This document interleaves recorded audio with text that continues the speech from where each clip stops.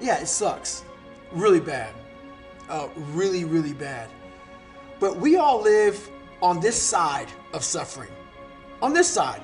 This nice box that's very comfortable, that we know when everything's going to happen. We're in it, it's good. We know how everything's going to turn out. It's those few people who are willing to go on this side of suffering. And once they get through that, ask him how he feels now. His mind, how far he grew in that short period of time. During that typhoon, during that storm, he finished that race. He grew so much more than the normal person because he was willing to go outside himself. Because on the other end of suffering is greatness. It's not over here. So a whole bunch of us, we put ourselves in this great box. And in that box, there's no suffering in it. So what we do is we shelter ourselves from greatness. So for me, for instance, I was 300 damn pounds at one time in my life. Spray for cockroaches, made $1,000 a month. I was living in that box. I would sometimes look over the box and I saw hell, suffering, storms, avalanches, tornadoes. I don't want to go over there, but I knew if I can get through that shit mentally, on the other side was a 185-pound person who's a Navy SEAL, went through Ranger School. Only person to do this, only person to do that, only person to do this. But that's through all of that shit.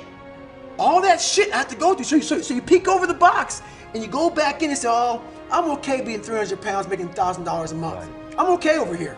Because that hurdle is suffering. Suffering. And when you're willing to go past suffering and see that suffering is one of the best ways you can grow, that you can overcome. Because you can suffer for the long term. You can suffer slowly, or you can go through pain and then experience what's on the other side.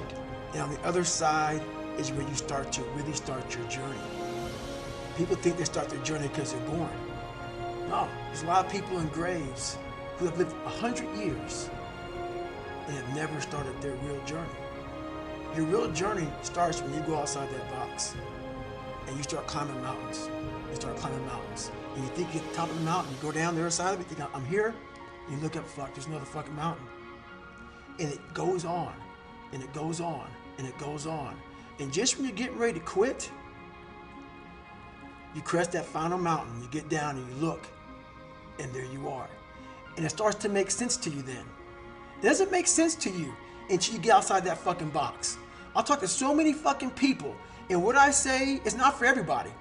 So many people don't have any clue on what the fuck I'm saying because they're in this box. And it's their brain. The mind's a very powerful thing. It has a tactical advantage over you all the time.